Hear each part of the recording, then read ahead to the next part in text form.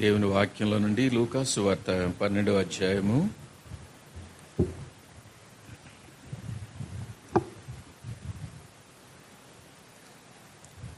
లూకా సువార్త 12వ అధ్యాయము 16 నుంచి 20 వరకు అందరం కలిసి చదువుకుందాం. మరియు ఆయన వారితో ఈ ఉపమానము చెప్పెను. ఒక ధనవంతుని భూమి సమృద్ధిగా పండెను.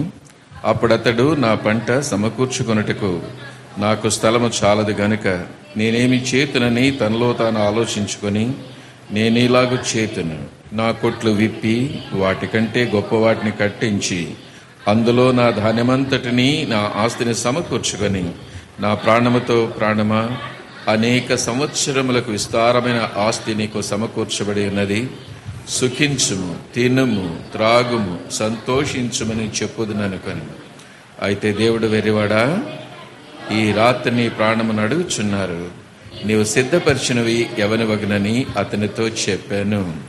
కీర్తనలు 147 5వ వచనం అందరం కలిసి చదువుకుందాం. కీర్తనలు Psalm 147 verse 5. Let us read all together, please.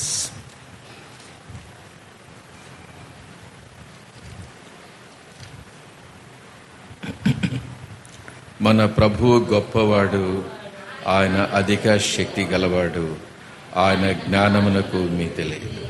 ప్రభు సహాయం కొరకై చిన్న ప్రార్థన చేస్తున్నాం. ప్రేమ కలిగిన తండ్రి, నీ పరిశుద్ధ పాదములకు వందనాలు. మీరు ఎంత గొప్ప దేవుడవో అందును బట్టి నీకు వందనాలు చెల్లిస్తున్నాం. ఆకాశ మహాకాశములు పట్టజాలనటువంటి దేవుడవు ప్రభా. దేవతలు దేవుళ్ళు అనేటువంటి వారుంటే మీతో పోల్చదగినటువంటి వారు ఎవరు కూడా లేరు. వేల్పులలో నీ వంటి వాడు ఎవడు? స్తుతి కీర్తనలకు పాత్రుడవు, పూజ్యుడవు ప్రభా. మరి అంతేకాదు ప్రభా, అద్భుతాలు చేసేటువంటి దేవుడవు. అందును బట్టి నీకు వందనాలు చెల్లిస్తున్నాం. మమ్మల్ని ప్రేమించి మా కొరకే ప్రాణం పెట్టి సమాధి చేయబడి 3వ నాడు తిరిగి లేచినటువంటి సజీవుడైనటువంటి దేవుడు, నిజమైనటువంటి దేవుడు, మార్పు లేనటువంటి దేవుడు, మారనటువంటి దేవుడు, అల్ఫా ఒమేగా అయినటువంటి దేవుడు, మమ్మల్ని ప్రేమించినటువంటి దేవుడు. అందుకై నీకెంతో వందనాలు చెల్లిస్తున్నాం ప్రభా. ఈ దినాన్ని మాకెంతో ఆశీర్వకరంగా చేసినందుకే వందనాలు. ఈ పెనుయేలు సంఘాన్ని కట్టుకున్నట్లు మీ బిడ్డలకు సహాయపడ్డారు, అందుకే వందనాలు. గత 1 సంవత్సరం అంతా మీ బిడ్డలను కాపాడుతూ వచ్చారు, అందుకే వందనాలు. మరొక నూతన సంవత్సరంలో ప్రవేశపెట్టడానికి ఇష్టపడ్డారు, అందుకే వందనాలు. ఈ మొదటి యానివర్సరీ సందర్భంగా ఈ 3 దినాల కూడికల్లో వారికి సహాయపడుతూ వచ్చారు, అందుకే వందనాలు. నిన్న ఈ దినం ప్రభా, బలహీనంగా విత్తబడిన వాక్యం అనేక హృదయాల్లో నిలిచి ఉండటానికి మంచి నేల పడిన విత్తనం వలె 30దంతలుగా 60దంతలుగా 100దంతలుగా ఫలించడానికి సహాయం చేయండి. ఉదయకాలం వచ్చినటువంటి వారు ప్రభా, దూర ప్రాంతాల నుంచి వచ్చినటువంటి వారు వెళ్ళారు, క్షేమంగా వెళ్ళారని నమ్ముతున్నాం, అందుకే వందనాలు. బాప్తిసాల్లో కూడా సహాయపడ్డారు, సాక్ష్యం ఇచ్చినటువంటి మీ బిడ్డలను బట్టి వందనాలు చెల్లిస్తున్నాం. శత్రువు వారిని మోసగించకుండా ప్రభా, మీరు అక్కడి వరకు నిలిచి ఉండటానికి మీరే సహాయం చేయండి దేవా.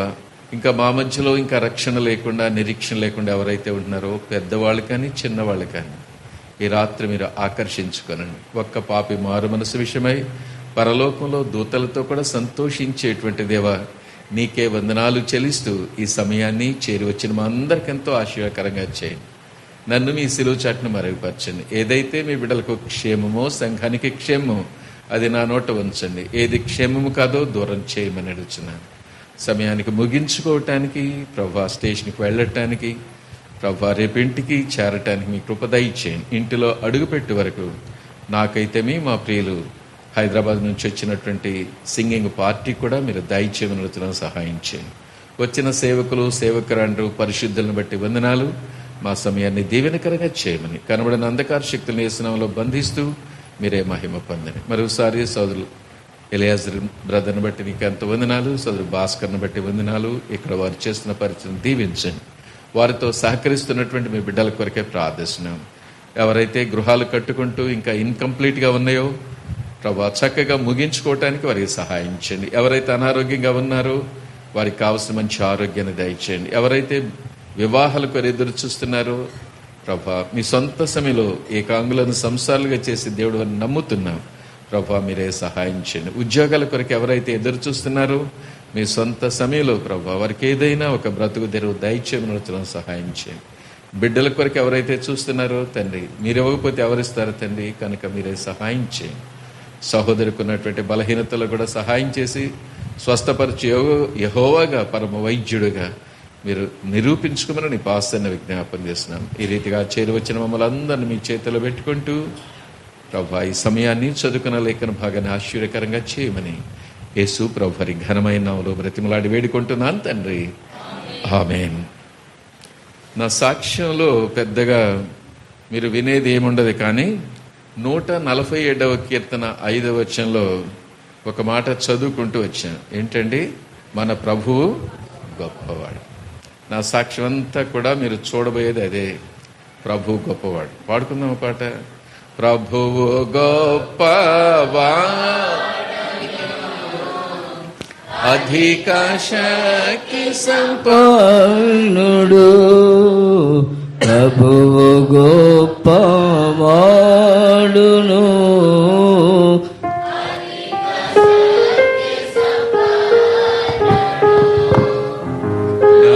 జ్ఞానమునకు ఆయనే నిత్యులేని వాడని, జ్ఞానమునకు ఆయనే నిత్యులేని వాడని, దేవునికి స్తోత్రము గానము చేయుటయే మంచిది, మనమందరము స్తుతి గానము చేయుటయే మంచిది.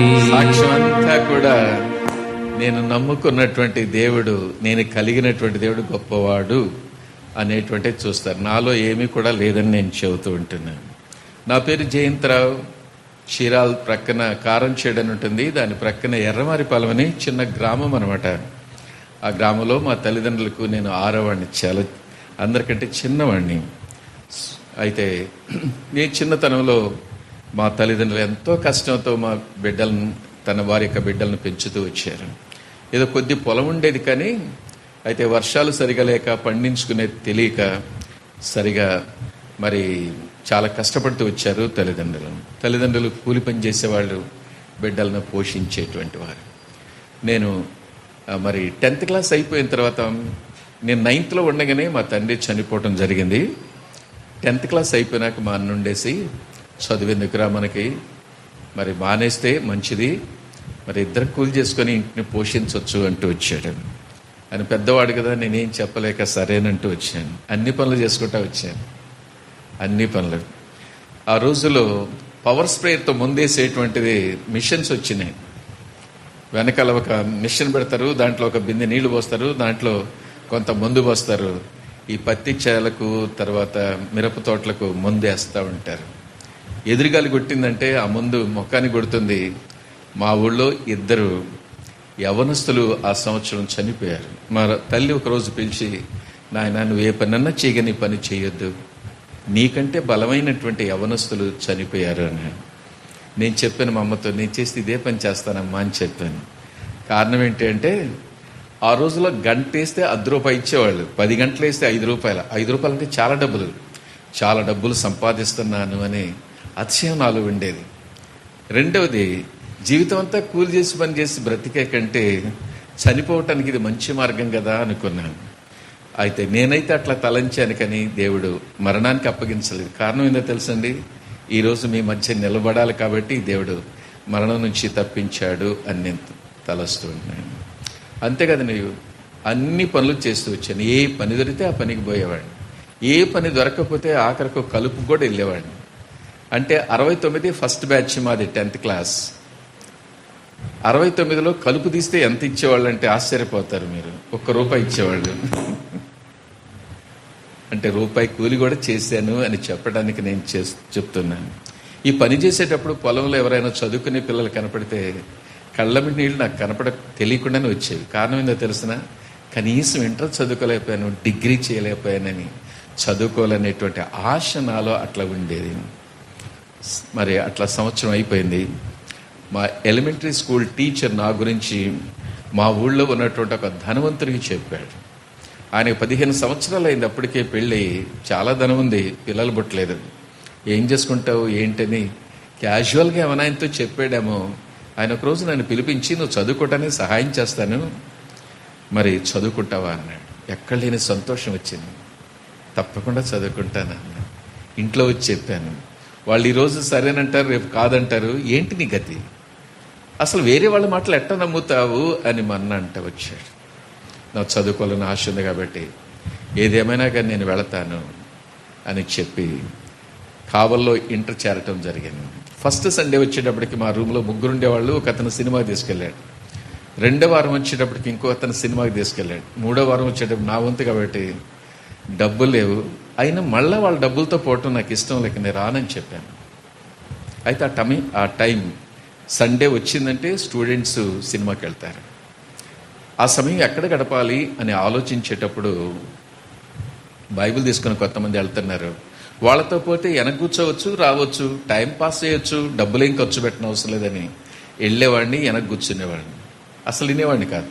అంటే వెనక కూర్చునే వాళ్ళంతా దేవుని వాక్యం వినన్నటువంటి వాళ్ళని నేను చెవటం లేదు. ఆ రోజు నా పరిస్థితి అట్లా ఉందని నేను చెబుతూ ఉంటున్నాను. సరే పోతున్నాను, వస్తూ ఉన్నాను. మా సీనియర్ ఒక ఆయన పట్టుకొని, జాన్ డేవిడ్ బ్రదర్ అని, సో తను బిఏ చదివాడు, బిఏలో ఉన్నాడు, మేము ఇంటర్లో ఉంటున్నాం. అయ్యా యేసు ప్రభు నమ్ముకో, నీ పాపాలు క్షమిస్తాడు, చనిపోతే మోక్షం మరి నరకం నుంచి తప్పించి మోక్షాన్ని ఇస్తాడని చెబుతూ వచ్చాడు. దేవుడు అనేవాడు అసలు ఉన్నాడా? ఉంటే నాకు చూపించు, చూపిస్తే నేను నమ్ముతా, లేకపోతే నేను నమ్మనని చెప్పాను. కారణం ఏంటంటే కావల్లో ఈ రాడికల్స్ ఎక్కువ ఉండేవాళ్ళు. వారి యొక్క ప్రభావం నా పైన పడింది. దేవుడు లేడు అనేవాళ్ళు ఆ సమయంలో ఎక్కువ ఉన్నారనమాట. కాబట్టి దేవుని గురించి నాకు చెప్పొద్దు, జీవితంలో ఇంకెన్నో చేయాల్సిన అప్పుడే దేవుడు ఎందుకు అనేవాడు. ఆయన తను చెబుతూ ఉండేవాడు. ఒకరోజు నాతో చెబుతూ వచ్చాడు. నాతో చెబుతూ వస్తే నేను చెబుతూ వచ్చాను, దేవుడు అనేవాడు ఉంటే నమ్ముకుంటే ఇప్పుడు నేను నమ్ముకోను. నా చదువు అయిపోవాలి, ఉద్యోగం రావాలి, పెళ్ళి అయిపోవాలి, పిల్లలు పుట్టినాక ముసలోడైన తర్వాత నమ్ముకుంటాను, అంతవరకు నాకు చెప్పొద్దు అని చెప్పాను. అది సాటర్డే జరిగింది. సండే మందిరానికి వెళ్ళాము. ఇందాక మనం చదువుకున్నటువంటి లూకాసు వార్త 12వ అధ్యాయం 16 నుంచి 20 వరకు సేవకుడు ఆరాధన అయిపోయిన తర్వాత 2వ వర్తమానం తీసుకున్నాడు.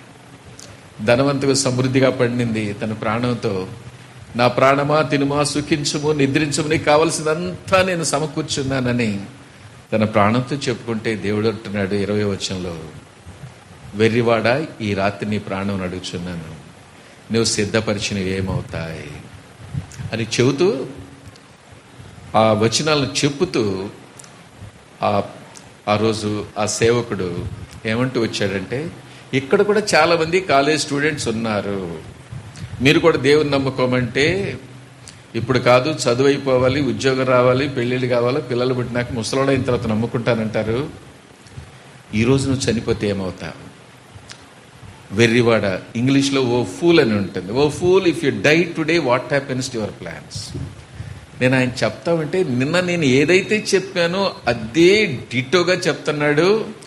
ఈయన బహుశా ఆయన చెప్పుంటాడు, ఈయనకి ఎవరు చెప్పారో కనుక్కోవాలని మీటింగ్ అయిన తర్వాత అనుకున్నాను. అడిగే ధైర్యం లేక మీటింగ్ అయిపోయింది. హాస్టల్ పోయి భోంచేస్తా ఉన్నాను, ఇదే మాటలు వినపడుతున్నాయి. ఓ వెర్రివాడ, ఈరోజు చనిపోతే నువ్వు అనుకున్నవన్నీ ఏమవుతాయి? If you die today what happens to your plan. నువ్వేదేదో అనుకుంటున్నావు, if you die today what happens to your plans. ఏదో విన్నాను, అది గుర్తొస్తుంది అనుకున్నాను. రూమ్కు పోయాను, చదువుకుంటుంటే పేజెస్ అయిపోతున్నాయి కానీ ఏం చదివానో నాకు ఎక్కటం లేదు. సరే పండుకుంటే నిద్ర పట్టడం లేదు, ఏం చేయాలో అర్థం కాలేదు. మరి నిన్న మాటలు చెప్పినటువంటి ఆ సీనియర్ దగ్గరికి వెళ్ళాను. వెళ్ళి, అన్నగారు నిన్న నీతో చెప్పినటువంటి మాటలు, నువ్వు నాతో చెప్పినటువంటి మాటలు ఈరోజు సేవకుడు మరి అదే మాటలు చెప్తూ వచ్చాడు. బహుశా నువ్వు చెప్పుంటావంటే ఆయన అంటూ వచ్చాడు, తమ్ముడు నేను అట్లా చెప్పలేదు, దేవుడు మనతో మాట్లాడతాడు. అంతవరకు దేవుడు మాట్లాడతాడని నాకు తెలీదు. అంత డైరెక్ట్గా మనతో మాట్లాడతాడు అనేటువంటిది నాకు అస్సలు తెలియదు అనమాట. సరే నువ్వు చెప్పేవో లేదో తెలియదు, కానీ నిన్న నేను ఏదైతే చెప్పాను అదే చెప్తూ వచ్చాడు. ఇది నేను ఏ పని చేస్తున్నా నా చెవుల దగ్గర ఒక ఈగలాగా మరి వినిపిస్తూ ఉంది. ఈ మాట నా చెవుల దగ్గర నుంచి పోయేటట్లు ప్రార్థన చేయన్నాను. అప్పుడు చెప్తూ వచ్చాడు, తమ్ముడు, దేవుడు నీతో మాట్లాడుతున్నాడు, నీ పాపాలు ఒప్పుకో, యేసయ్యా నీ రక్తంతో నన్ను కడుగని చెప్పన్నాడు. ఇవన్నీ నాకొద్దు, ఈ మాట నా చెవి దగ్గర నుంచి పోయేటట్టు నా కోసం ప్రార్థన చేయమన్నాడు. ఆయన ఏదో చెప్తా వచ్చాడు, నేను చెప్తా వచ్చాను, ఆయన ఆమెనన్నాడు, నేను ఆమెనన్నాను. అంతేకాని విశ్వాసంతో నేను ప్రార్థన చేయలేదు. అలా గడుస్తూ ఉన్నాయి. ఒకరోజు ఆయన పట్టుకొని నన్ను అడుగుతూ వచ్చాడు, తమ్ముడు, పలానా రోజు దేవుడు నీతో మాట్లాడాడు కదా, నేను నీ పాపలు ఒప్పుకోమని చెప్పాను కదా, యేసయ్యా నీ రక్తంతో నన్ను కడుగని చెప్పమన్నాను కదా, మరి ప్రార్థన చేసావా అని. చూడు, ఇంకోసారి దేవుని గురించి చెప్పొద్దు. దేవుడు అనేవాడు ఉంటే నాకు ఏదైనా చూపిస్తే నేను నమ్ముతాను, నేను చూపిస్తే నేను నమ్ముతాను. అదే రోజు ఆ సేవకుడు ఇంకొక చిన్న ఉదాహరణ చెబుతూ వచ్చాడు. ఒక BA చదివేటువంటి అమ్మాయిని యేసుప్రభుని గురించి సువార్త విని యేసుప్రభు నమ్ముకోమంటే ఆఖరి ఎగ్జామ్ రాసిన తర్వాత నేను నమ్ముకుంటానంది. అయితే ఆఖరి ఎగ్జామ్ రాయటానికి పోతా ఉంది, చదువుకుంటూ వెళతా ఉంది, రైల్వే ట్రాక్ దాటుతా ఉంది. ట్రైన్ వచ్చేది కూడా చూడలేదు, ట్రైన్ వచ్చేసింది, కొట్టేసింది, చనిపోయింది. ఎగ్జామ్ రాయలేదు, దేవుని నమ్ముకోలేదు.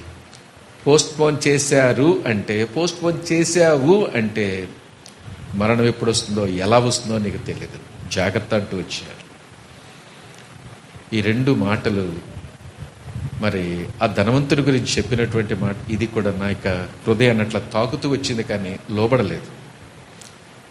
నా సీనియర్తో చెబుతూ వచ్చాను, ఆ రోజు మాట్లాడాడు అని నువ్వు చెబుతున్నావు, కానీ ఆయన మాట్లాడే దేవుడో లేకపోతే ఈయన మరి ఆయనకి ఎవరైనా చెబితే చెప్పాడో నాకైతే అర్థం కాలేదు. దేవుడు ఏదన్నా చూపిస్తే నేను నమ్ముతాను. ఆ రోజు జరిగింది ఏంటంటే, మా హాస్టల్ అడవికి దగ్గర ఉంటుంది. రాత్రి పాము మా రూమ్లోకి ఎప్పుడు వచ్చిందో తెలియదు, కానీ నా తలగడ దిండి కింద పడుకుంది. తెల్లవారు లేచి తలగడ దిండి తీసేటప్పుడు బయటకు వచ్చింది. భయంతో బయటికి పరిగెత్తాను, కానీ మా రూమ్మేట్స్ దాన్ని చంపుతూ వచ్చారు. అప్పుడు దేవుడు మౌనంగా నాతో మాట్లాడుతూ వచ్చాడు, రే బుద్ధి లేనివాడా, యేసుప్రభు దేవుడు కాదు అన్నావు, దేవుడు అనేవాడు లేడు అన్నావు, రాత్రిది పుట్టినట్టయితే నువ్వు ఎక్కడుండేవాడు, నా జీవితంలో ఏదైనా చూపిస్తే నమ్ముతానన్నావు, ఇది రాత్రి పుట్టినట్టయితే నువ్వు ఎక్కడుండేవాడే. ఎవరో వెనక మాట్లాడినట్టు అనిపించింది, వెనక చూస్తే ఎవరు లేరు. దేవుడు నాతో మాట్లాడుతున్నాడు అనుకొని ఆ రోజు నా జీవితాన్ని నా ప్రభు చేతిలో పెడితే వచ్చాను. ఆయన చేతిలో పెట్టిన 5 రొట్టెలు 2 చేపలను ఆశీర్వదించినటువంటి దేవుడు నా జీవితాన్ని కూడా ఆశీర్వదించాడని నేను చెబుతూ ఉంటాను. ఆ రోజే కనుక ప్రభువుకు లోపడకపోయినట్లయితే నా బ్రతికి ఎలా ఉండేదో నాకే తెలియదు. దేవుడు మాట్లాడినప్పుడు దేవుని బిడ్డలారా లోబడండి, దేవుని యొక్క ఆశీర్వాదం చూస్తారు అని నేను చెబుతూ ఉంటున్నాను. ఆ రోజు నేను చేసుకున్నటువంటి చిన్న తీర్మానం ఏంటంటే, యేసయ్య రాత్రి నన్ను కాపాడావు, లేకపోతే వరకు నేను చనిపోవలసినటువంటిది. ఈరోజు నా జీవితాన్ని నీ చేతిలో పెడుతున్నాను, నా పాపాలు క్షమించు, నీ బిడ్డగా చేసుకో. అంతవరకు దేవుని మందిరంలో వింటా వచ్చాను కదండి. నా జీవితాన్ని నీ చేతిలో పెడుతున్నాను, ఇక మీదట నువ్వు ఎట్లా చెప్తే అట్లా చేస్తా, నా ఇష్టం కాదు ప్రభు అని చెబుతూ వచ్చాను. అది 1971 జూలై మాసం ఆగస్టులో బాప్తిసాలు ఇస్తుంటే నేను నా క్లాస్మేట్ ప్రసాద్ అని విజయవాడలో బ్యాంక్ ఆఫీసర్గా రిటైర్ అయ్యాడు. ఇద్దరం కూడా బాప్తిసం తీసుకున్నాను. 72 ఆగస్టు 1 తారీఖున, అంటే 71 31 వాచ్ నైట్ సర్వీస్కి వెళ్ళాం. 72 జనవరి 1 తారీఖున వాగ్దానం తీసుకున్నాం. ఆ రోజుల్లో బాప్తిసాలు తీసుకున్నప్పుడు వాగ్దానాలు ఇవ్వలేదు మాకు. మొట్టమొదటి వాగ్దానం 72 జనవరి 1 తారీఖు. ఏంటయ్యా దేవుడు నాకు ఇచ్చిందంటే, ఫిలిప్పీ 4:19, కాగా దేవుడు తన ఐశ్వర్యం చొప్పున మీ ప్రతి అవసరమును తీర్చు. అస్సలు నమ్మకం లేదు నాకు. ఎంతో పేదవాడిగా ఉన్నాను, నాకు ఎన్నో అక్కర్లు ఉంటున్నాయి, అవసరతలు ఉన్నాయి. నా ప్రతి అవసరతను తీరుస్తానంటే హౌ టు బిలీవ్ ఇట్, ఎట్లా ఇది నమ్మాలి. అందరూ ఏదో తీసుకున్నారు, నేను తీసుకున్నాను అనుకున్నాను, కానీ దేవుడు ఎంతైనా నమ్మదగిన వాడండి. ఆ రోజు ఆ వాగ్దానం ఇచ్చినటువంటి దేవుడు ఈనాటి వరకు కూడా తన యొక్క నమ్మకత్వాన్ని కనపరుస్తూ నా ప్రతి అవసరతను కూడా ఆయన ఐశ్వర్యం చొప్పున తీరుస్తూ వచ్చాడని నేను చెప్పగలను. అందుకని మనం పాడుకుంటాం ఏమనండి, వాగ్దానమూలానిచ్చి నెరవేర్చువాడవు నీవే, ఆ వాగ్దానమూలానిచ్చి నెరవేర్చువాడవు నీవే. చాలు. కాబట్టి దేవుడు వాగ్దానాలు ఇచ్చి నెరవేర్చే దేవుడని నేను తర్వాత గ్రహిస్తూ వచ్చాను. మొదట్లో అర్థం కాలేదు.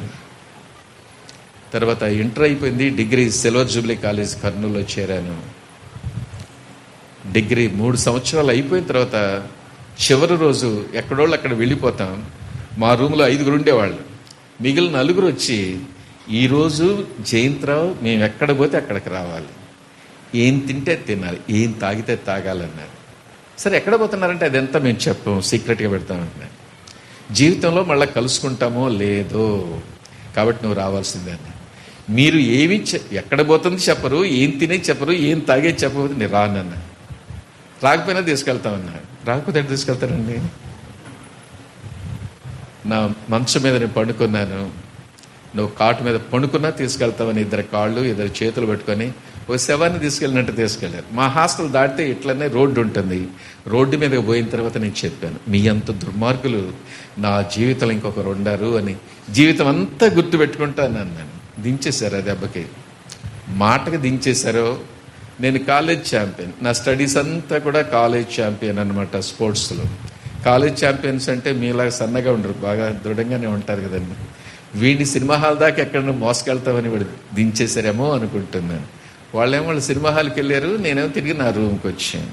ఎందుకు నేను చెబుతున్నానంటే, బాప్తిసం తీసుకున్న వాళ్ళకని రక్షించబడినటువంటి యవ్వనస్తులు మీ జీవితంలో శోధనలు వస్తాయి. ప్రభు కొరకే నిలబడి మరి మీ ఫ్రెండ్స్ని సంతోషపెట్టడానికి ప్రయత్నం చేయొద్దు. వాళ్ళని సంతోషపెట్టడానికి 3 గంటలు సినిమా హాల్ ఉంటే సరిపోతుంది, కానీ ఆ సమయంలో ఎవరైతే నా కొరకు ప్రాణం పెట్టారు, రక్తం కార్చారు, ఆ ప్రభుని సంతోషపెట్టగలను చెప్పండి. కాబట్టి నేను పోలేదు. అందుకని మొదటి సమయంలో 2:30 ఒక మాట ఉంటుంది, నన్ను గణపరచువారిని దేవుని గణపరచడానికి ప్రయత్నం చేయండి, దేవుడు తప్పకుండా మిమ్మల్ని గణపరుస్తాడు. ఆ రీతిగా బిఎస్సి అయిపోయింది. ఎంఎస్సి మరి తిరుపతిలో చేరాను. మరి ఫస్ట్ టర్మ్లోనే నేను ఎస్ఐకి సెలెక్ట్ అయ్యాను, కానీ మా ఇంట్లో వాళ్ళకి నన్ను చదివించినటువంటి ఆయనకి ఇష్టం లేదు ఆ డిపార్ట్మెంట్లో చేరటం. నువ్వు నీ మనస్తత్వానికి అది సరిపోదు, ఆ డిపార్ట్మెంట్లో వద్దు అన్నాను. సో జస్ట్ పోలీస్ స్టేషన్ పోయి రిజైన్ చేశాను. అంటే మరి అన్ని కాంపిటేటివ్ ఎగ్జామ్స్ రాస్తూ వచ్చాను. ఆ సమయంలో ఎస్ఐ పోస్ట్ కూడా మరి రాస్తూ వచ్చేసింది. నాతో సెలెక్ట్ అయినటువంటి వాళ్ళు ఏఎస్పీలుగా ఎస్పీలుగా మరి రిటైర్ అవుతూ వచ్చారు. నేను అంత పొజిషన్కి వెళ్ళలేదని ఎప్పుడూ బాధపడటం లేదు. దేవుడు తప్పు చేయకుండా నాకు కాపాడాడు అని నమ్ముతున్నాను. తర్వాత యూనివర్సిటీలో ఒక లెక్చరర్ పోస్ట్ రావడానికి దేవుడు సహాయపడుతూ వచ్చాడు. ఎంఎస్సి చదివేటప్పుడు ఒకరోజు మా క్లాస్లో 20 మంది అబ్బాయిలు 20 మంది అమ్మాయిలు ఉండేవాళ్ళు. మా క్లాస్ ఒక అమ్మాయి ఏం చేసిందంటే, ప్రాక్టికల్ చేస్తూ ఉంటే నా బెంచ్ దగ్గరికి వచ్చింది సాయంకాలం. జయంత్రా కొన్ని బట్టలు ఇస్తారు, కుట్టించుకుంటావా అని. ఎందుకు ఇవ్వాలనుకున్నాను, మాకు బట్టలు కొట్టు ఉంది. వాస్తవం అది. బట్టలు కొట్టుంటే అందరికి ఇస్తున్నావంటే లేదు, నీ ఒక్కడికే అని. నా ఒక్కడికి ఎందుకు ఇవ్వాలనుకున్నావు అంది. అన్నాను, నువ్వు వేసుకునే బట్టలు బాగలేవు కాబట్టి నీకు ఇవ్వాలనుకున్నాను అంది. వాస్తవం అండి. నేను చాలా పేద కుటుంబం నుంచి వెళ్ళానని చెప్పాను కదండి.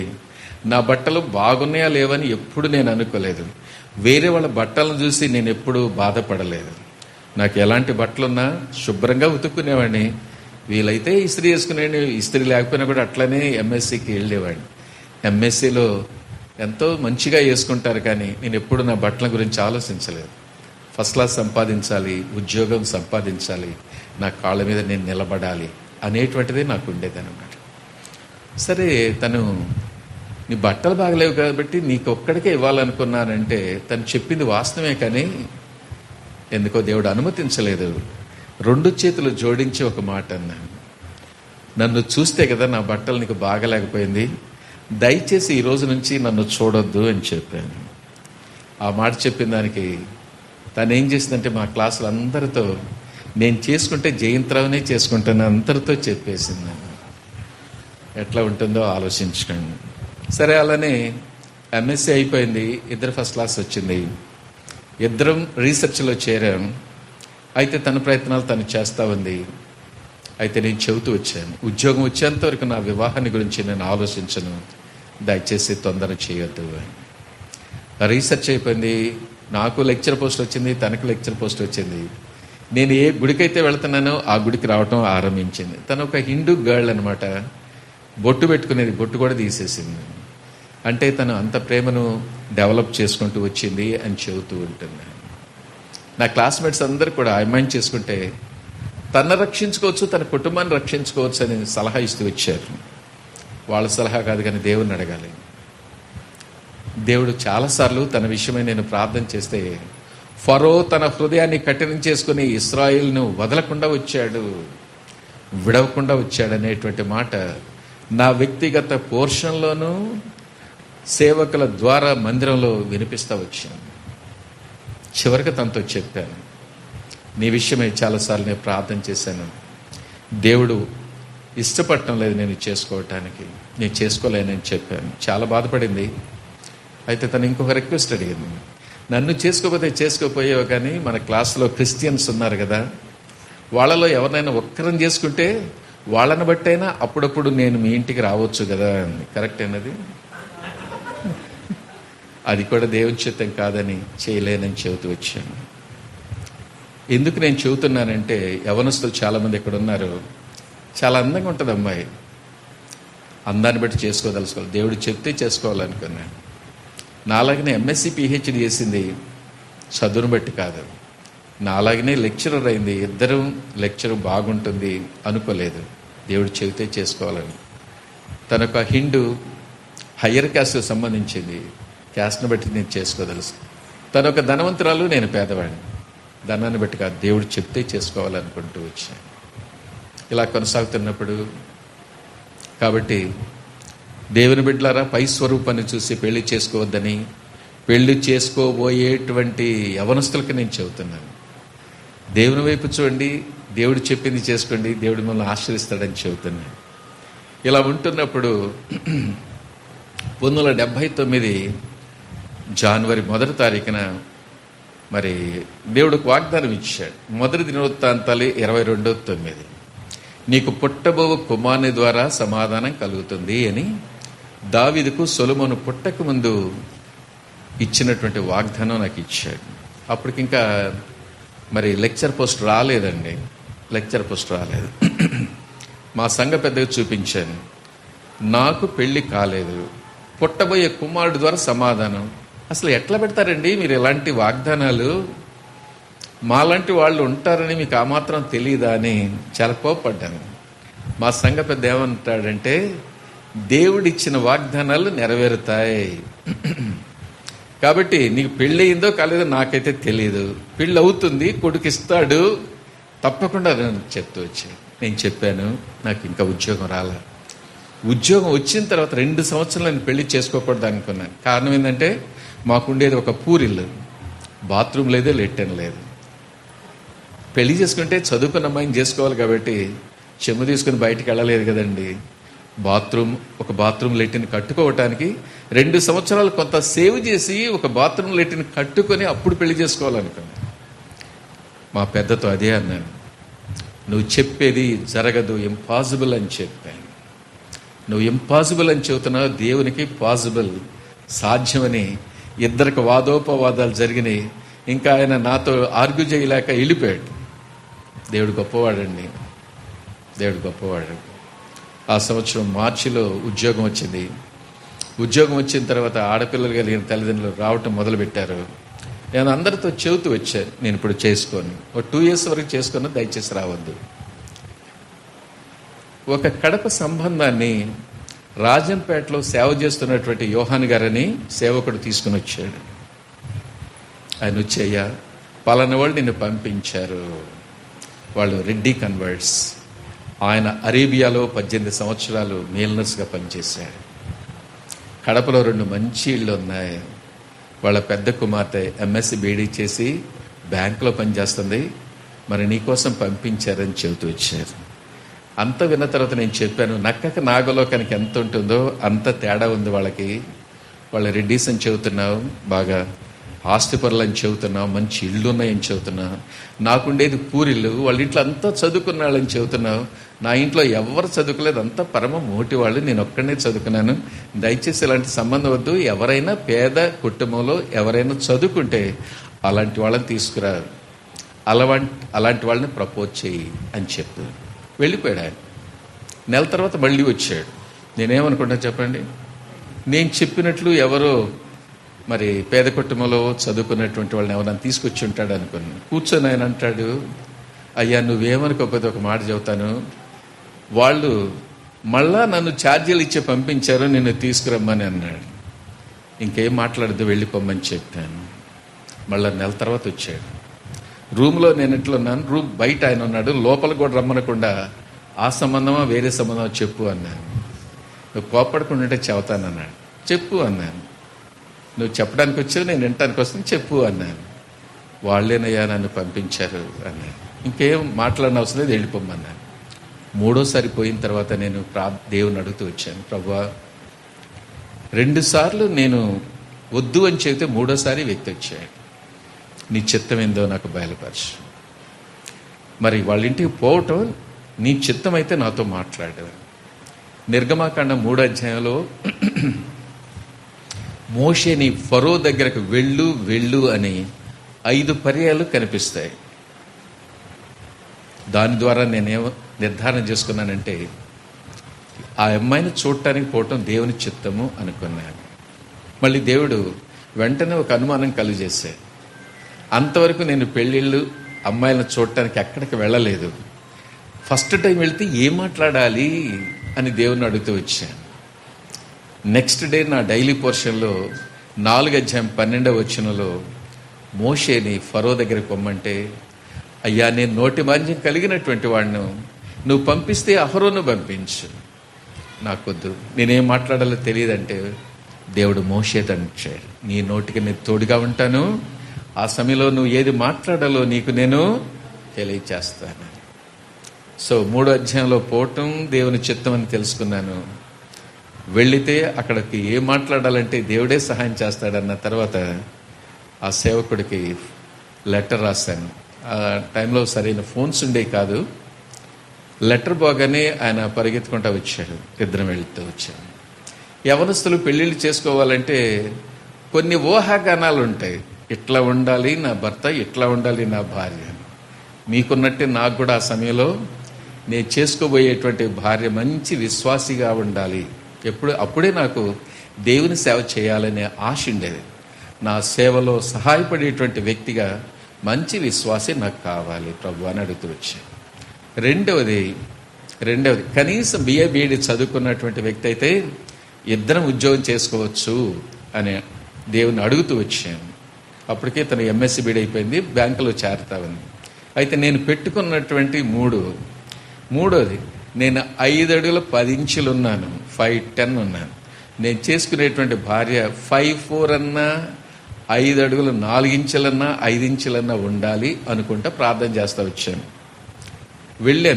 వెళ్ళిన తర్వాత వాళ్ళ తల్లిదండ్రులు ఎదురుగా వచ్చి, అయ్యా ప్రైజ్ లార్డ్, ఎప్పుడు బయలుదేరారు, ఎట్లా వచ్చారు, సేఫ్గా జర్నీ జరిగిందా అంటూ వచ్చారు. కొత్త బిచ్చిగాడికి పొద్దెరగడన్నట్టు నేను వాళ్ళ అమ్మ నాయనతో ఏమన్నానంటే, మీతో కాదు నేను మాట్లాడటానికి వచ్చింది, మీ కూతురుతో మాట్లాడటానికి వచ్చాను అన్నాను. కడపళ్ళు కొట్టి పంపించాల్సింది కానీ కొట్టకుండా పంపించారు. సరే, వాళ్ళు మౌనంగా వెళ్ళి వాళ్ళ కూతురు పంపించారు.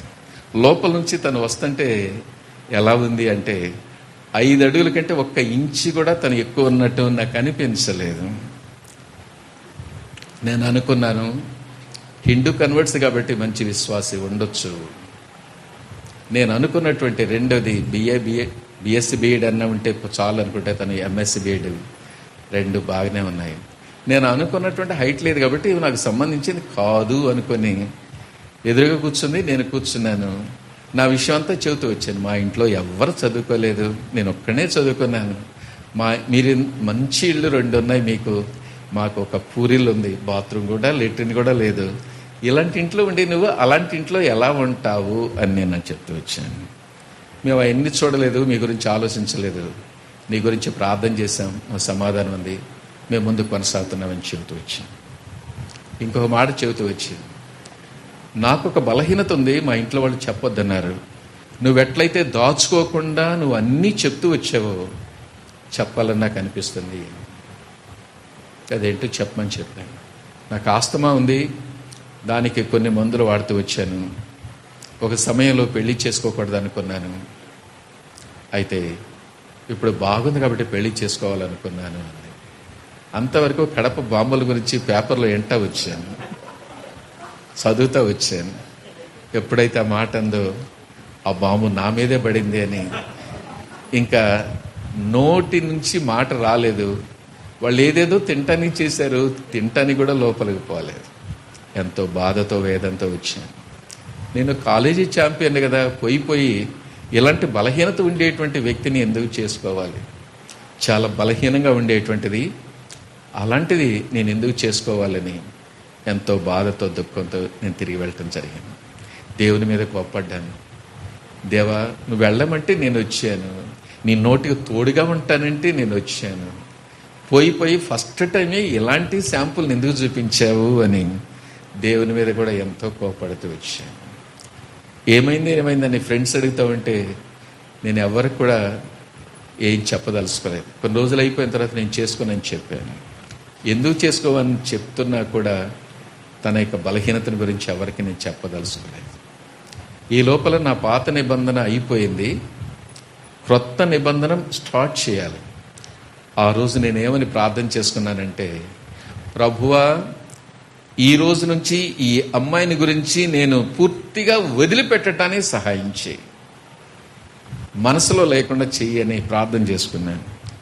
మత్తయి సువార్త ఆ రోజు నా డైలీ పోర్షన్ మొదటి అధ్యాయం చదువుతున్నాను. 19-20 వచనాలకు వచ్చేటప్పటికి నా బండి ముందుకు పోతున్నా కానీ మళ్ళీ దేవుడు అక్కడికే తీసుకొస్తున్నాడు, మళ్ళీ ముందుకు పోతున్నా కూడా అక్కడికే తీసుకొస్తున్నాడు. ఏముందో తెలుసా అండి, మరియా యోసేపుకు ప్రదానం చేయబడిన తర్వాత గర్భవతి అవుతుంది పరిశుద్ధాత్మ వలన. ఇది తెలుసుకున్నటువంటి యోసేపు ఆమెను రహస్యంగా వదిలిపెట్టాలనుకుంటాడు. దేవుని దూత ప్రత్యక్షమై ఆమెను నీ భార్యగా స్వీకరించడానికి వెనుకాడవద్దు అంటే అదే మాట నాకు వినపడుతూ వచ్చింది. ఆ రోజు నేను డిపార్ట్మెంట్ పోయినా అదే మాట వినపడుతుంది, తిరిగి అపార్ట్మెంట్కి వచ్చిన అదే మాట వినపడుతుంది, బజారు పోయినా అదే మాట, పండుకున్నదే మాట. సో తిని పండుకున్నాను, 10 అయిపోయింది, 11 అయిపోయింది, 12 అయిపోయింది, నిద్ర పట్టలేదు. ఇదే మాట వినిపిస్తా ఉన్నాను. నేను దేవునితో చెబుతూ వచ్చాను, దేవు అది నాకు సంబంధించింది కాదు. ఎవరికి సంబంధించింది? యోసేపుది మరియది, కాబట్టి నాది కాదు అన్నాను. అయినా నిద్ర పట్టడం లేదు. 12 గంటలప్పుడు లేచి కన్నీటితో ప్రార్థన చేశాను, ప్రభువా నిద్ర పట్టడం లేదు, తెల్లారి వెళితే తెల్లారిన తర్వాత ఫస్ట్ అవర్ నేను ఎంఎస్సి వాళ్ళకి క్లాస్ తీసుకోవాలి. నిద్ర పట్టకుండా ప్రిపేర్ కాకుండా నేను క్లాస్ ఎట్లా చెప్తాను? నాకు నిద్ర దయచేయి ప్రభువా, ఈ మాట నా చెవి దగ్గర నుంచి పోయేటట్టు చెయ్యి ప్రభువా అని ప్రార్థన చేశాను. దేవుడు గుర్తు చేస్తూ వచ్చాడు, రేపు బుద్ధి లేనివాడా, నువ్వు నన్ను నమ్ముకున్న రోజు, నీ జీవితాన్ని నా చేతిలో పెట్టిన రోజు ఒక మాట చెప్పావు, గుర్తుందా అన్నాడు. ఏంటని ఆలోచిస్తుంటే, నువ్వు ఈ రోజు నుంచి ఏదైతే చెప్తావో దేవా అదే నేను చేస్తాను, నా ఇష్టం కాదని చెప్పావు కదా, మరి ఇది నేను చెబుతున్నా నువ్వు చేసుకుంటాడు. దేవునితో ఒక మాట చెప్పాను, ఇది ఒక్కడ తప్పితే ఇంకేదన్నా చెప్పు ప్రభువా నేను చేస్తానని చెప్పాను. ఆయన దేవుడే వదిలిపెట్టలేదు. దేవుడు నేను ఒప్పుకునేంత వరకు నాతో మాట్లాడుతూ వచ్చాడు. చాలా శ్రేష్టమైనటువంటి గడియలవి. అయితే చివరిగా దేవుడితో ఒక మాట చెబుతూ వచ్చాను, దేవా ఇది నీ చిత్తమైతే లోబట్టానికి నాకు సహాయం చేయాలి. నా పైన ఉన్నటువంటి భార్యని ఎవరో తీసేసినట్లు అయిపోయింది, పనుకుంటే నిద్ర పట్టింది, అంటే దేవుని యొక్క ఉద్దేశం తను చేసుకోవాలి అనేటువంటిది. తెల్లవారిన తర్వాత ఆ సేవకుడికి లెటర్ రాశాను. లెటర్ బాగానే వచ్చాడు. ఇద్దరం కలిసి వాళ్ళ ఇంటికి వెళ్ళాము. వాళ్ళ తల్లిదండ్రులతో నేను ఒకే మాట చెప్పాను, మీ అమ్మాయిని చూసి కొన్ని నెలలు అయిపోయింది, చేసుకోకూడదనే ఉద్దేశంతో నేను వెళ్ళిపోయాను, మీకు తెలుసు. ఇంత లోపల మీ అమ్మాయిని ఎవరికైనా చూపించుంటే ఆ రీతిగా చేయండి. ఒకవేళ ఆ రీతిగా ఏమీ జరగలేదంటే దేవుడు నాకు ఏం మాట్లాడాడో నేను చెబుతానన్నాను. అప్పుడు వాళ్ళ తల్లి ఒక మాట అంది, నాయన, మొదటగా నువ్వు వచ్చినప్పుడు ఏ సమాధానం అయితే ఉందో అదే సమాధానం మాకుంది.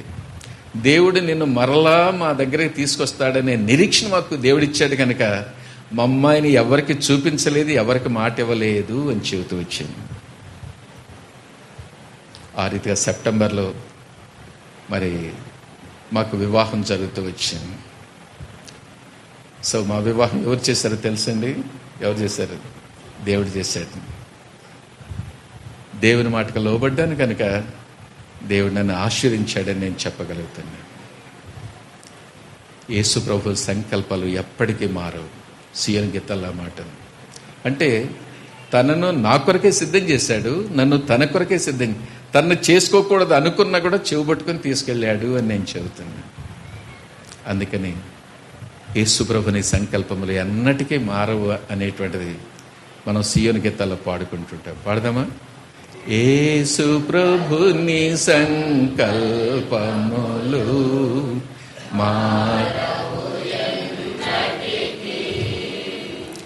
మహాప్రభు ఆయనకే యుగ యుగముల వరకు మహాప్రభావము ఆయనకే యుగ యుగముల వరకు. కాబట్టి దేవుడు తన సంకల్పాన్ని మా యొక్క జీవితంలో నిరూపిస్తూ వచ్చాడు. తను వెంటనే గర్భవతి కావటం చూస్తూ వచ్చాం. తన పిల్లలు పుట్టరు అనుకున్నా కానీ దేవుడు గొప్పవాడు. దేవుడు ఏది కూడా తక్కువ చేయలేదు. తను గర్భవతి అయింది. నెక్స్ట్ ఆగస్టు 31న దేవుడు కుమారునిస్తూ వచ్చాడు. సేవకుడు ఏం పేరు పెట్టాలంటే, నాకు ఈ సంవత్సరం ఇచ్చినటువంటి వాగ్దానం ఏంటంటే, నీకు పుట్టబో కుమారుని ద్వారా సమాధానం ఇస్తానన్నాడు సొలొమోను విషయమై. కాబట్టి వాడికి సాల్మన్ అనే పేరు పెట్టమంటూ వచ్చింది. నా భార్య దగ్గర పోయి, కొడుకు ఏం పేరు పెట్టాలనుకున్నావు మాని నన్ను అడిగాడు అని చెప్పకుండా ఆయన అడిగితే, నాకు కొడుకు పుడితే రూఫస్ పెట్టుకోవాలని అనుకున్నాను అంకుల్ అని అని చెప్పింది. అందుకని సాల్మన్ రూఫస్ అని వాడికి పేరు పెట్టడం జరుగుతూ వచ్చింది. ప్రియమైనటువంటి వాళ్ళరా, 81లో దేవుడు నాతో ఒకటి మాట్లాడుతూ వచ్చాడు. నేను చాలా చోట్ల నా సాక్ష్యాన్ని గురించి చెబుతూ క్రిస్టియన్ నేను చెప్పుకుంటామంటే దేవుడు నాతో మాట్లాడుతూ వచ్చాడు. రే బుద్ధి లేనివాడా, నీ సర్టిఫికేట్లో ఎస్సీ హరిజన్ అని ఉంది, క్రిస్టియన్ అని ఎట్ట చెప్తావు? మత్తయి సువార్త 10:32 మనుషుల ఎదుట ఎవడైతే నన్ను ఒప్పుకుంటాడో వాడిని పరలోకమందు తండ్రి ఎదుట నేను ఒప్పుకుంటాను. ఆ మాట నన్ను ఎంతగానో పీడించింది. ఆర్డీఓ దగ్గర పోయి నాకు కన్వర్షన్ సర్టిఫికేట్ ఇవ్వమంటే నా గురించి అంతా తెలుసుకుని అరగంట సేపు తిట్టేశాడు. నీకు బుద్ధి ఉందా లేదా? ఇంత పేద కుటుంబం నుంచి వచ్చి క్రిస్టియన్గా మారాలనుకుంటున్నావు, నీ జీవితాన్ని నీ బిడ్డల జీవితాన్ని నాశనం చేయబోతున్నావు. క్రిస్టియన్సే ఎస్సీగా ఉద్యోగాల కోసం మారుతున్నారు, నీకు నేను ఇవ్వను పో అన్నాడు. ఏం చేయాలో అర్థం కాలేదు. వాళ్ళు అక్కడే బయటకు వచ్చి కొద్దిసేపు చిన్న ప్రార్థన చేసుకొని ఆయన దగ్గరికి పోయాను. నేను ఏదో ఆశించి ఇట్లా చేయటం లేదు. నా దేవుడు నన్ను తక్కువగా చేయడు. నువ్వు ఇయ్యకపోతే నా పరిస్థితి ఎలా ఉంటుందో నాకైతే తెలియదు. దేవుడిది చేయమన్నాడు కాబట్టి నేను చెయ్యాలి. దేవుని మాట ప్రకారం మీ దగ్గరకు వస్తున్నాను బ్రతిమలాడుతూ వచ్చాను. ఆయన నేను బ్రతిమలాడేది చూసి సర్టిఫికెట్ ఇస్తూ వచ్చాడు. నా ఫ్రెండ్స్, నా టీచర్స్ అందరు కూడా బుద్ధి లేని పని చేసావంటూ వచ్చారు. కానే కాదు, దేవునికి నేను లోబడుతూ వచ్చాను. 81లో జరిగింది. 82లో డెహ్రాడూన్లో ఒక పెద్ద సైంటిఫిక్ ప్రోగ్రాం జరిగితే వాళ్ళందరి మధ్యలో దేవుడు ఎంతగానో ఘనపరిచినాడు వాడుకుంటున్నాడు. వాళ్ళందరి మధ్యలో ఎంతో మంచి మరి బహుమానాన్ని ఇచ్చిన వాడుకుంటున్నాడు. 84లో పాట్నాలో ఇంకొక సైన్స్ కాంగ్రెస్ జరిగితే అందరి మధ్యలో నాకు గోల్డ్ మెడల్ దేవుడు దయచేస్తూ వచ్చాడు. నా దేవుడు ఏం తక్కువ చేయడు అనేటువంటిది నాకు చూపిస్తూ వచ్చాడు. అదే సంవత్సరం 84 నా భార్యకు దేవుడు ఒక వాగ్దానం ఇచ్చాడు. యెషయా 62:4. హెప్సిబాని నీ భూమికిని, బ్యూలాని నీ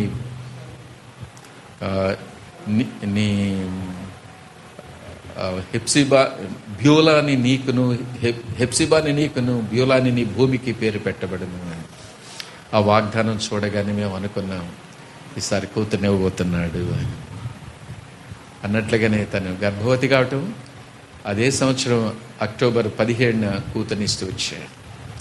ఆమెకే బ్యూలా అనే పేరు పెడుతూ వచ్చాడు. ఏం పేరు పెట్టుకోవాలి అని మేము అడగలేదు, కొడుకా కూతురని కూడా మేము యోచించలేదు.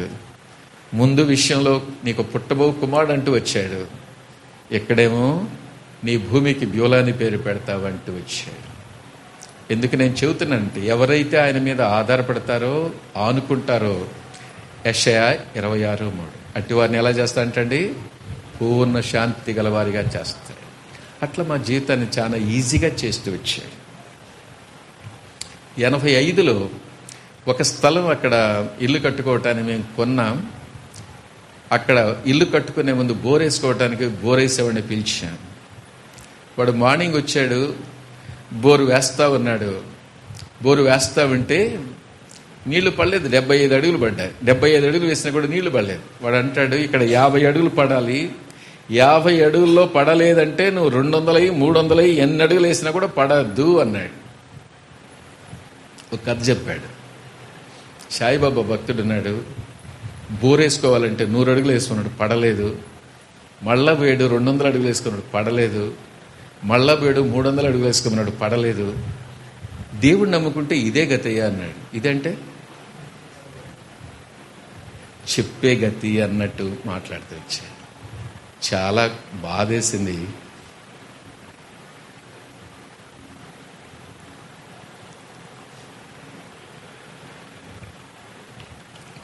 అయితే తన లాజిక్ ప్రకారం ఎవరైనా భూగర్భ శాస్త్రవేత్తలు మరి ఇక్కడ పాయింట్ పెడితే వస్తుంది, కానీ ఎవరో పాస్లో పెడితే రాదండి అని చెబుతూ వచ్చాడు. నేను అక్కడ బోరేసుకోవటానికి ఒక సేవకుని తీసుకెళ్ళి ప్రార్థన చేయించుకున్నాను. ఆయన ఇక్కడ వేసుకోమని చెప్పాడు. విశ్వాసంతో నేను పోయాను. కాబట్టి ఎట్లంటే వీలు కావండి అని చెబుతూ వచ్చాడు. నువ్వు పర్మిషన్ నేనే చెప్తాను, నేనే చేస్తాను, తెలిసిన వాళ్ళని తీసుకొస్తాను అన్నాడు. ఆపేశాడు. రేపు నేను వచ్చేటప్పటికి ఎన్ని అడుగులు వేయమంటావో అన్ని అడుగులు వేస్తా, నీళ్ళు వచ్చిన దాకా ఏమంటే వేయను, నీ దగ్గర అనవసరంగా డబ్బులు తీసుకునని చెప్పేసి వెళ్ళిపోయాడు. ఎట్లా ఉంటుందో ఆలోచించండి. తెలిసినటువంటి విశ్వాసులు కూడా అయ్యోని పడలేదా, అయ్యో పడలేదా అని ఏదేదో మాటలు మాట్లాడుతుంటే చాలా బాధేసి ఇంటికి పోవటం జరిగింది. ఇంటికి పోగానే నా భార్య నన్ను చూసి ఏంటి అలా ఉన్నావంది. తను మరి చాలా గట్టిది అంటే విశ్వాసంలో గట్టిది. ఏంటి అలా ఉన్నావంటే ఏం చెప్పమంటావు, నీళ్లు పడలేదు, రేపు వచ్చేటప్పటికి ఎన్ని అడుగులు ఏమంటే అన్ని అడుగులు వేస్తానన్నాడు. నేను ఎలా చెప్పాలి, అసలు నీ వాగ్దానం ఏంటి అందుతాను. ఆ సంవత్సరం వాగ్దానం యెహోషువ 1:9, దిగులు పడకము, జడియకము, నేను నీకు తోడయ్యున్నాను, భయపడకము. ఆ మాట గుర్తు చేసుకుంటే ఎవరో నన్ను ఆదరించినట్లు అనిపించింది. అయితే నా సమస్యకు పరిష్కారం దొరకలేదు. మళ్ళీ వెంటనే ఇంకో ప్రశ్న వేసిందేమే, అసలు ఈరోజు నువ్వు వాక్యం చదువుకున్నావా అని. ఉదయకాలం వాడు మిషన్ వచ్చే లోపల అక్కడ శుభ్రం చేయాలి కాబట్టి లేచి నేనేం చేశానంటే, నా పోర్షన్ మరి ఏదైనా పని ఉంటే మనం ఎలా చదువుతాం, ఎలా ప్రార్థన చేస్తాం మీ అందరికి బాగా తెలుసు. ఎలా ప్రార్థన చేస్తామండి, ఫటఫట చదువుతాం, దేవా నాకు ఆత్రం నీకు స్తోత్రం ఆమేన్ అంటాం, అంతే కదండి, అంత క్లుప్తంగా చేస్తాం. అట్లా నేను ప్రార్థన. ఎప్పుడైతే నా భార్య ఈరోజు చదువుకున్నావందు, మార్కు సువార్త 6వ అధ్యాయం ఆ రోజు నా యొక్క దినపాఠం చదువుకోవటం మొదలుపెట్టాను. 39-40 వచనాలకు వచ్చేటప్పటికి నా బండి ఆగింది. ముందుకు పోతున్నా కూడా దేవుడు మళ్ళీ అక్కడికే తీసుకొస్తున్నాడు. ఏంటి అంటే 5 రొట్టెలు 2 చేపలు పంచిపెట్టమన్నప్పుడు దేవుడు అక్కడ ఉన్నటువంటి వారిని శిష్యులతో ఒక మాట చెబుతూ వచ్చాడు. వీళ్ళని 50 మంది చొప్పున 100 మంది చొప్పున కూర్చోబెట్టమంటే ఈ శిష్యులు 50 మంది చొప్పున 100 మంది చొప్పున కూర్చోబెట్టాడంటే 50 అనేటువంటిది దేవుడు నా గమనాన్ని తీసుకొస్తూ వచ్చాడు. 50 ఈజ్ రూల్డ్ అవుట్. ఎందుకు చెప్పండి? 75 అడుగులు వెళ్ళాడు కాబట్టి ఇంకా 50 క్వశ్చనే లేదు. 100 అడుగుల్లో ఇవ్వబోతున్నాడని దేవుడు నాతో మాట్లాడుతూ వచ్చాడు. నా భార్యను పిలిచి రేపు నీళ్ళు ఇవ్వబోతున్నాడని చెప్పాను. ఇప్పుడు ఇంత దిగాలుగా వచ్చి ఇప్పుడు ఏంటి ఇట్లా మాట్లాడుతున్నా, ఏం జరిగింది ఇంత లోపల అంది. ఉదయం నేను చదువుకున్నాను కానీ నా యొక్క తొందరపాటుతో దేవుడు ఏం మాట్లాడాడని ఆలోచించకుండా వెళ్ళాను. అయితే తిరిగి అదే పోర్షన్ నేను చదువుతా ఉంటే ముందే దేవుడు నాతో మాట్లాడాడు, నేను గ్రహించలేదు. రేపు మనకు చూడు, ఈ వాక్య ప్రకారం 100 అడుగుల్లో ఇవ్వబోతున్నాడు అని చెప్పి దేవునికి కృతజ్ఞత చెల్లించి తిని పడుకున్నాం. తెల్లారి లేచి అక్కడ పోయేటప్పటికి వాడు వచ్చున్నాడు. అన్నాడు, ఏమండి మీ దేవుడు చెప్పాడా ఎన్ని అడుగులు వేయమన్నాడు అని. చెప్పాడు అన్నాడు. ఎన్ని అడుగులు అన్నాడు? 100 అడుగులు అన్నాడు. 100 అడుగుల కంటే ఒక్క అడుగు కూడా వేయనన్నాడు. సరే కానీ అని చెప్తూ వచ్చాను. It is a challenging between both of us. అతను స్టార్ట్ చేశాడండి. కొద్ది సమయానికి నీళ్లు రావటం ఆరంభమైంది. 90 అడుగులు వేసిన తర్వాత నా డ్రిల్లర్ లోపలికి పోవట్లేదండి. ఈ ఫోర్స్ 3 కుటుంబాలకు సరిపోతాయి, నేను ఆపేస్తానండి అంటాడు. అది ఎట్లా ఆపేస్తావు? నీ దేవుడు ఎన్ని అడుగులు చెప్తాడు అన్ని అడుగులు వేస్తానన్నావు కదా, 100 అడుగులు వేయాలన్నా. దేవుడు గొప్పవాడు, నేను నమ్ముకున్న దేవుడు గొప్పవాడు అని నేను చెబుతూ ఉంటాను. సరే అతను చెబుతూ వచ్చాడు. కింద రాయిబడిందండి. నేను వేస్తుంటే లోపల పట్టలేదు. ఒక ప్రక్క ఈ వాటర్ ఫోర్సు కింద రాయి పోవటం లేదు. నేను నష్టపోవటం నీకు ఇష్టమైతే చెప్పు, నేను వేస్తానని అంటూ వచ్చాడు. కాబట్టి ఎంతసేపు వేసినా లోపలికి పోని ఏమి లాభమని. చూడు నిన్నేదో కథ చెబుతూ వచ్చావు, అలాంటి వాడు కాదు నా దేవుడు. మాట ఇస్తే నెరవేరుస్తాడని చెబుతూ వచ్చాను. మాట ఇచ్చాడు, నెరవేర్చాడు. నా దేవుడు నమ్మదగినటువంటి వాడని కొన్ని మాటలు చెప్పి పంపించడానికి సహాయపడ్డాడు. ఆ రీతిగా 85లో పూర్తి చేసుకుని 86 జనవరి 1న అదే ఇంట్లో చేరటం జరుగుతూ వచ్చింది. 87లో అమెరికా పోవటానికి ఒక చిన్న అప్లికేషన్ వేస్తూ వచ్చాను. ఢిల్లీలో మా సబ్జెక్ట్లో అమెరికాలో చదువుకోవటానికి 200 అప్లికేషన్లు పిలిపించారు. దాంట్లో 50 మందిని పిలిచారు. అందరిట్లో ఒక హాల్లో కూర్చున్నారు. వెళ్ళకముందు నాకు పలానా మినిస్టర్ ఉన్నాడు, నాకు పలానా ఎంపీ ఉన్నాడు అందరు చెప్పుకుంటూ ఉన్నారు. నేను మౌనంగా ఉన్నాను. ఎందుకు చెప్పండి? మనకుంటే కదా అందరు కలిసి మేమంతా చెప్పిన తర్వాత నువ్వు మౌనంగా ఉండాలి, నీకెవరు ఉండాలో చెప్పు అన్నారు. నేను ఎందుకు మౌనంగా ఉండాలి, నేను చెప్తూ వచ్చాను. మీ అందరికంటే పెద్ద రికమెండేషన్ ఉందని చెప్పానండి. వాళ్ళంతా ఒక్కసారి స్టన్ అయిపోయారు. మినిస్టర్లు ఎంపీలని మనం చెబితే మనందరికంటే వీడు పెద్ద రికమెండేషన్ ఉందంటే వీడు ఏమైనా రాజీవ్ గాంధీ రికమెండేషన్తో ఏమైనా వచ్చాడేమో. నేను చెబుతూ వచ్చాను, రాజీవ్ గాంధీ కాదు, నేను నమ్ముకున్న దేవుడు ఇస్తే ఎవరు ఆపలేరు, నా దేవుడు ఇవ్వకపోతే ఎవరు కూడా ఇవ్వలేరు అన్నాను. మీరు ఎట్లా నవ్వారు? అందరూ ఒక్కసారి నవ్వి ఇంకా నువ్వు లోపలికి పోవటం కూడా వేస్ట్ అని చెప్పారు. నేను చెప్పాను, మీ ముఖాలు చూశాను కదా, మీ ముఖాలు కాదు, ఆ రోజు అక్కడ ఉన్నటువంటి వాళ్ళ మీ ముఖాలు చూశాను కదా, లోపల వాళ్ళ ముఖాలు కూడా చూసి వెళ్తాను, నాకు వస్తుందని నేను చెప్పట్లేదన్నాను. ఆ రోజుకి ఈ రోజు కూడా నేను చెబుతున్నానండి, వాళ్ళకంటే తెలివి కలిగిన వాడిని, జ్ఞానం కలిగిన వాడిని అని ఆ రోజు అనుకోలేదు, ఈ రోజు కూడా అనుకోవట్లేదు. ఆ సంవత్సరం దేవుడు నాకు ఇచ్చిన వాగ్దానం ఏంటంటే ద్వితీయోపదేశకాండం 28:14, నిన్ను తలగా ఉంచుతా కానీ తోకగా ఉంచాను. దేవుడు ఎంత గొప్పవాడంటే ఆ వాగ్దానం ఎట్లా నెరవేరుస్తాడో నాకు అర్థం కాలేదు. తీసుకున్నప్పుడు ఇంటర్వ్యూ అయిపోయింది, రిజల్ట్ వచ్చింది, పేపర్లో వేశారు. పేపర్లో వేస్తే నా పేరు నేనే నమ్మలేకపోయాను. ఎందుకు చెప్పండి? ఎలాంటి రికమెండేషన్ లేదు, నాకు వస్తుందని అస్సలు అనుకోలేదు. ఇంటర్వ్యూ పోయాను, జస్ట్ మర్చిపోయాను, నాకు రాదు అనుకొని నేనే నమ్మలేకపోతూ వచ్చాను. దేవుడు నమ్మదగినటువంటి ప్రభు గొప్పవాడు. మరి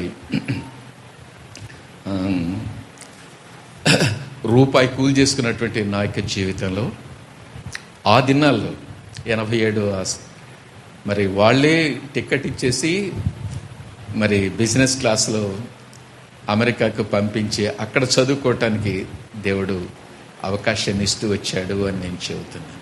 దేవుడు ఎంతైనా గొప్పవాడు. నా యొక్క జీవితంలో ఎప్పుడు కూడా ఫ్లైట్లో వెళ్ళి అక్కడ విదేశాల్లో నేను చదువుతానని అస్సలు అనుకోలేదు. ఇంటర్ చదివితే చాలు ప్రభువా, డిగ్రీ చదివితే చాలు ప్రభువా అనుకున్నాను.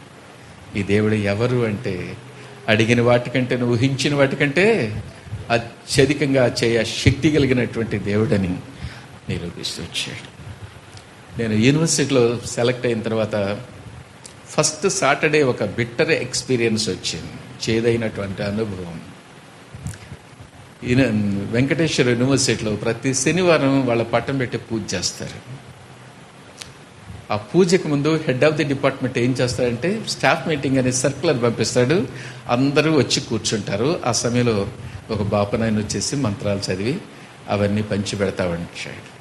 ఆయన మంత్రాలు చదువుతుంటే సాతాండు అంటున్నాడు, చూడు వీళ్ళందరికంటే నువ్వు జూనియర్ మోస్ట్ చిన్నోడివి, అందరు ఏం చెప్తే అది చెయ్యి, ఏం చేస్తే వాళ్ళు ఏం చేస్తే అది చెయ్యి, లేకపోతే నీ సంగతి పట్టుకుంటాడు, నీ సంగతి చూస్తాడు మీ ప్రొఫెసర్.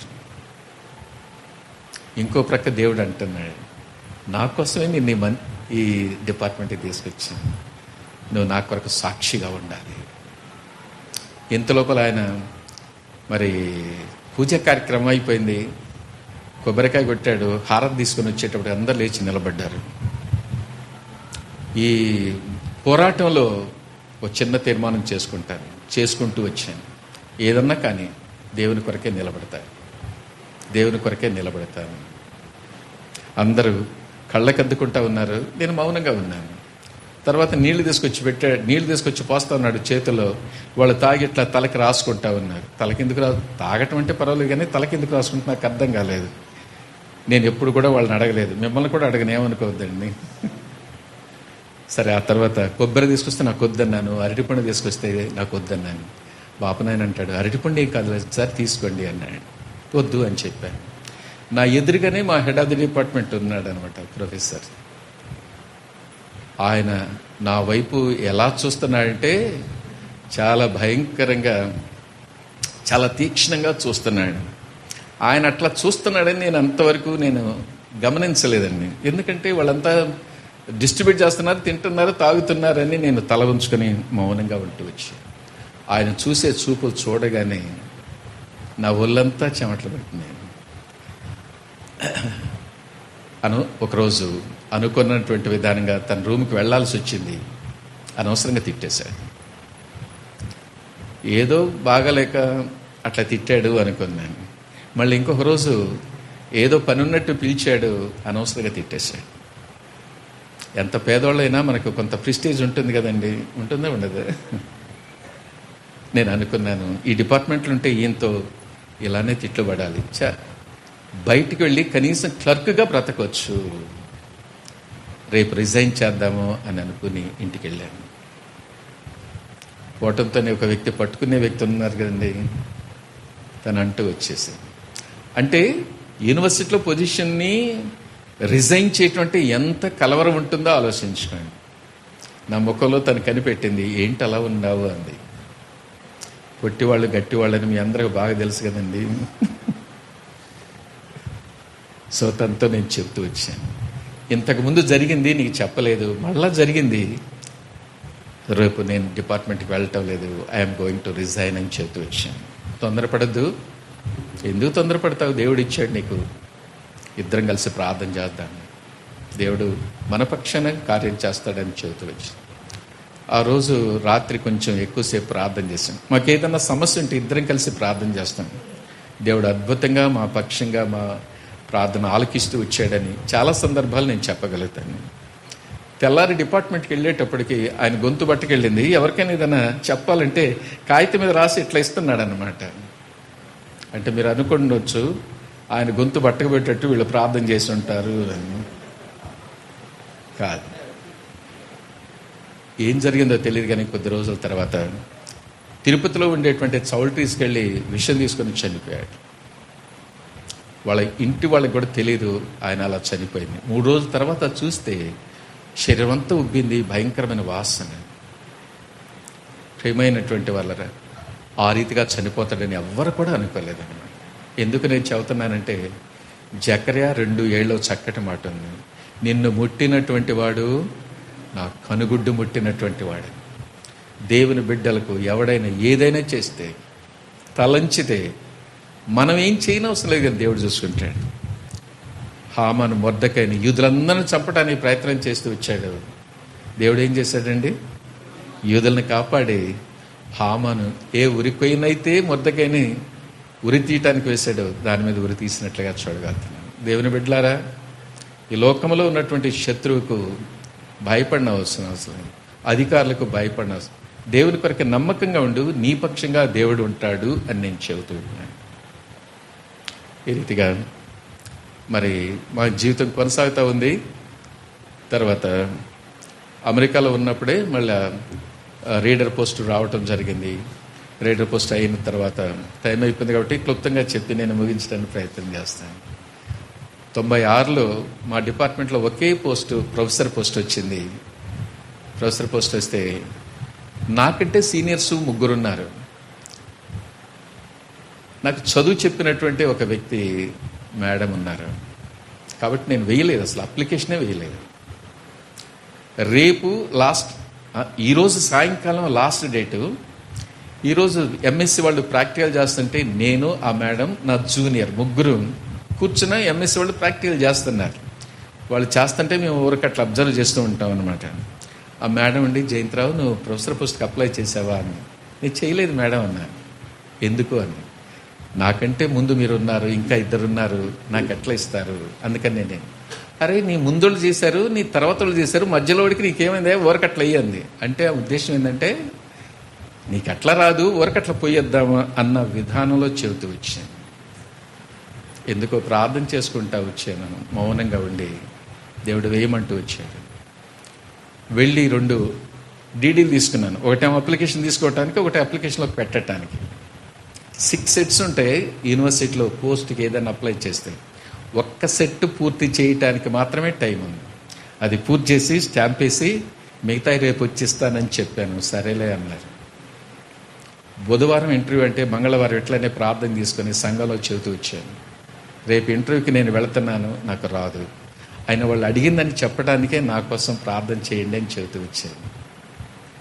మన దేవుడు ఎవరు అంటే రోమా 4:17 ప్రకారం ఉన్నవి లేనట్టుగాను, లేని ఉన్నట్టుగాను, మృతులను సజీవులుగాను, సజీవులను మృతులుగా చేయటానికి శక్తి కలిగినటువంటి వాడంట. వాళ్ళని 3 కాదని నాకు ఇచ్చేటప్పటికి యూనివర్సిటీలో పెద్ద క్వశ్చన్ మార్క్, వీడికి ఎలా వచ్చింది? మందిరంలో పెద్ద క్వశ్చన్ మార్క్. నిన్న రాదని చెప్పాడు, వీడికి ఎట్లా వచ్చింది? ఎలా వచ్చింది చెప్పండి? నేను నమ్ముకున్న దేవుడు గొప్పవాడు. మొదట్లో నేను చెప్పాను, నాలో ఏమి లేదు, కానీ నేను నమ్ముకున్న దేవుడు గొప్పవాడు. సో నా ముందున్నటువంటి 3లో ఒకరు కోర్టుకి వేశారు, నా మీద కాదు, యూనివర్సిటీ మీద. నాకు రావాల్సింది అతనికి ఎట్లా ఇస్తారు? So university they have their own logic and it was fail అంటే కొట్టేసేసారు అని చెబుతూ. ఆ రీతిగా దేవుడు అన్యుల మధ్యలో అంచెలంచెలుగా హెచ్చిస్తూ వచ్చాడు. అదే డిపార్ట్మెంట్లో హెడ్ ఆఫ్ ది డిపార్ట్మెంట్ కావటానికి, డీన్ కావటానికి, ప్రిన్సిపల్ అవటానికి దేవుడు సహాయపడుతూ వచ్చాడు. ప్రియమైనటువంటి వాళ్ళరా, ప్రొఫెసర్ అయిన తర్వాత 1997లో ఒక డిపార్ట్మెంట్లో నేను డైరెక్టర్గా ఉండాల్సి వచ్చింది. దాన్ని కొన్ని ప్రోగ్రామ్స్ డిస్కస్ చేయడానికి హైదరాబాద్ రమ్మంటూ వచ్చారు. సో నాకు టెలిగ్రామ్ నవంబర్ 14న వచ్చేసింది. 15న మేము అటెండ్ కావాలి. వెంటనే టికెట్స్ దొరకవు ట్రైన్లో. తిరుపతి అంటే హైటెక్ బస్సులో వస్తూ ఉన్నాను. కడప దాటిన తర్వాత ఆళ్లగడ్డ యువతల చాగలమర్ర అని ఉంటుంది. అక్కడికి వచ్చేటప్పటికి మా బస్ పెద్ద లోయలో పడిపోయింది. కారణం ఏంటంటే అక్కడ చిన్న టర్నింగ్ ఉంది. టర్నింగ్లో కంట్రోల్ చేయలేక మరి మాది పడిపోయిందో, లేకపోతే అందరు నిద్రపోతుంటే నేను ఎందుకు నిద్రపోకూడదు అనుకునేటువంటి డ్రైవర్ నిద్రపోతే పడిపోయింది. డ్రైవర్ చనిపోయాడు ఆన్ ద స్పాట్. చాలామంది చనిపోయారు. చాలామంది కాళ్ళు చేతులు ఇరిగిపోయారు. కొంచెం దెబ్బ తగిలినటువంటి వాళ్ళని ఆళ్లగడ్డ హాస్పిటల్లో, ఎక్కువ దెబ్బలు తగిలినటువంటి వాళ్ళని కర్నూలు హాస్పిటల్లో చేరుస్తూ వచ్చారు. నా పనంతా ముగించుకుని వచ్చేంత వరకు నా భార్యకు ఇలాంటి యాక్సిడెంట్ అని నేను చెప్పలేదు. దాన్ని పేపర్లో వేశారు, టీవీలో చూపించారు, రేడియోలో అనౌన్స్ చేస్తూ వచ్చారు. అంటే అంత సివియర్ అనేటువంటిది. వచ్చిన తర్వాత తనతో చెప్తూ వచ్చాను, దేవుడు చేసిన మేలును బట్టి దేవుని ఇంట్లో చిన్న కృతజ్ఞత కూడిగా పెట్టుకోవడానికి దేవుడు సహాయపడుతూ వచ్చాడు. అందరూ మీలాంటి వాళ్ళు అడుగుతూ వచ్చారు, డ్రైవరే చనిపోయాడు, చాలామంది చనిపోతే నీకు చిన్న దెబ్బ కూడా తగలకుండా ఎట్లా దేవుడు కాపాడాడు. నేను ఒకటే చెప్తూ వచ్చాను, కీర్తన 34:7. యెహోవా యందు భయభక్తులు కలిగినటువంటి వారిని దేవుడు తన దూతలను చుట్టూ ఉంచి వారిని కాపాడుతాడు. నా పితరులైనటువంటి షడ్రక్ మెషక్ అబేద్నెగోను దానియేలును కాపాడినటువంటి దేవుడు నన్ను కాపాడాడని నేను చెబుతున్నాను. దేవుని బిడ్డలారా, దేవునికి నమ్మకంగా ఉండండి, దేవుని యందు భయభక్తులు కలిగి ఉండండి. మన పితరులను కాపాడినటువంటి దేవుడు ఆయా పరిస్థితుల నుంచి నేను కాపాడటానికి శక్తి కలిగినటువంటి దేవుడు అని నేను చెబుతున్నాను. తర్వాత పిల్లలకు మరి బాగా చదువుకున్నారు, వాళ్ళకి ఉద్యోగాలు వచ్చినాయి, పెళ్ళిళ్ళు అయిపోయినాయి. సో అంటే అమ్మాయికి శ్యామ్నగర్లో ఉండేటువంటి సుందర్రావు గారని వాళ్ళ కొడుకు అప్పటికే అమెరికాలో ఉంటున్నాడు. వాళ్ళు అడుగుతూ వచ్చారు, సరే ఇవ్వటం జరుగుతూ వచ్చింది. ప్రస్తుతానికి వాళ్ళు అమెరికాలో ఉన్నారు. తనకు ఒక కొడుకు ఒక కూతురు అనమాట. తర్వాత కొడుకు పెద్దోడైనా కూడా చెల్లి పెళ్ళి అయినాకనే నేను చేసుకుంటానన్నాడు. ఆ రీతిగా చేయటం జరిగింది. చాలా సంబంధాలు చూస్తూ వచ్చాం, కానీ హెబ్రోన్లో ఉండేటువంటి సిస్టర్స్ ఒక అమ్మాయిని గురించి చెబుతూ వచ్చారు. ఆ అమ్మాయి ఎవరంటే ఆర్ఎస్ఎస్ కూతురు డాక్టర్ అన్నమాట. ఆయన క్రైస్తవులను చాలామందిని కొట్టించి జైల్లో వేసినటువంటి వాడు. ఆ ఇంట్లో ఒక అమ్మాయి ప్రభు నమ్ముకున్న దానికి బయటికి వెళ్ళగొట్టేశారు. అలాంటి వాళ్ళకి మీలాంటి వాళ్ళు సహాయం చెబితే ఎవరు చేస్తారు అని మాకు పెద్ద ప్రశ్న వేస్తూ వచ్చారు హెబ్రోన్ సిస్టర్స్. సరే చూసి రమ్మని చెప్పాను నా భార్యని. చూసి వచ్చింది, తన సమాధానం అనిపించింది. నేను కూడా హైదరాబాద్లో ఒక అసెంబ్లీకి 2 రోజుల మీటింగ్స్ కోసం పోయి అమ్మాయిని పిలిపించాను. తన తమ్ముడు తను వచ్చింది. తన సాక్ష్యం చెప్పమన్నాను. విన్న తర్వాత నాకు సమాధానం అనిపించింది. కూతురికి ఎట్లా పెళ్లి చేసుకున్నామో కోడలకు కూడా అన్నీ మేమే ఇచ్చి పెళ్లి చేసుకున్నాం. అంటే వాళ్ళ నాయన క్రైస్తవులు చేసుకోబోతుంది అని తను ఎంతగానో హింసించాడంట, కొట్టాడంట. నువ్వు ఏం చేసినా కూడా నేను దేవుని నమ్ముకున్నటువంటి వాళ్ళని చేసుకుంటానని తను దేవుని కొరకు నమ్మకంగా ఉంటూ వచ్చింది. ఎందుకు నేను చదువుతున్నానంటే, కొన్ని లక్షలు 10 లక్షల కంటే ఎక్కువ ఇస్తాను కట్నం అని చెప్తూ వచ్చారు, కానీ దేవుడు మాకు సమాధానం ఇవ్వలేదు. అంత కట్నం కంటే తను చేసే పని ఏంటంటే, ఎవరు కనపడినా వాళ్ళు హిందువులు కానీ ఎవరైనా సరే దేవుని మాట చెప్పకుండా ఒక కరపత్రం ఇవ్వకుండా తను మౌనంగా ఉండదన్నమాట. సో ఆటో ఎక్కినా క్యాబ్ ఎక్కినా కూడా దేవుని గురించి చెబుతుంటాను. అంతకంటే ఇంకా సంతోషం ఏముంటుందండి. కాబట్టి తను ఎంసీఏ చేసింది, పెళ్లి కాకముందు ఉద్యోగం చేసేది. కొడుకు ఉద్యోగం వద్దన్నాడు, నా ఒక్కడి శాలరీ సరిపోతుంది అన్నాడు. కూతురు కూడా కొంతకాలం పనిచేసింది. ప్రెగ్నెన్సీ వచ్చిన తర్వాత అల్లుడు కూడా చాలు, ఒక్కరి జీతం చాలు అంటూ వచ్చారు. వీళ్ళకిద్దరు కొడుకులు, వాళ్ళకేమో ఒక కొడుకు ఒక కూతురు. వాళ్ళు అమెరికాలో ఉన్నారు, వీళ్ళు హైదరాబాద్లో ఉన్నారు. అందుకనే మేము తిరుపతిలో తిరుపతి నుంచి ఈ మధ్య వాళ్ళ దగ్గరకు వచ్చామన్నమాట. నా భార్య బ్యాంకులో పనిచేసేది. 2001లో రిజైన్ చేసింది, క్షమించండి, వాలంటరీ రిటైర్మెంట్ తీసుకుంది. తనకిచ్చిన పరిచర్య చేసేటువంటిది.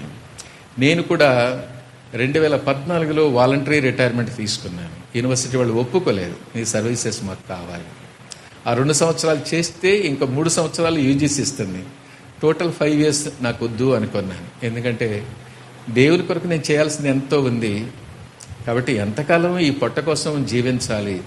పిల్లలు సెటిల్ అయిన తర్వాత రిజైన్ చేయాలనుకున్నాను, చేయటం జరుగుతూ వచ్చింది. ఆ రీతిగా దేవుడు అంత సవ్యంగా జరుగుతూ ఉండేటప్పుడు వాళ్ళ చదువులో సహాయపడ్డారు, ఉద్యోగాలు సహాయపడుతూ వచ్చారు, పెళ్ళిళ్ళలో సహాయపడుతూ వచ్చాడు, వాళ్ళకి బిడ్డలను ఇస్తూ వచ్చారు. అంత సవ్యంగా జరుగుతున్నప్పుడు దేవుడు అట్లా ఒక జర్కిస్తూ వచ్చాడు మా జీవితం. 2013లో తనకు బ్రెస్ట్ క్యాన్సర్ వచ్చిందనమాట.